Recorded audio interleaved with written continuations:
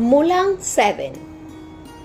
যাদের জন্ম কোনো মাসের 7, 16 এবং 25 তারিখে তাদের মূলাং 7, তাদের জন্য সেপ্টেম্বর মাসটি কেমন যাবে?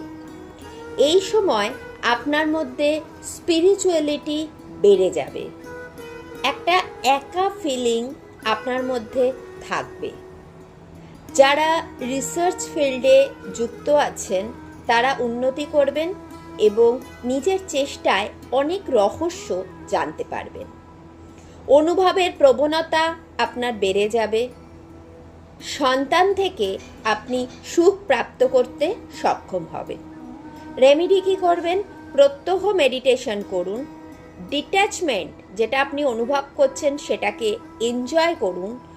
ভুল স্টেপ নিতে যাবেন না, কোনোভাবেই ভুল সিদ্ধান্ত নিয়ে ভুল স্টেপ নেবেন না।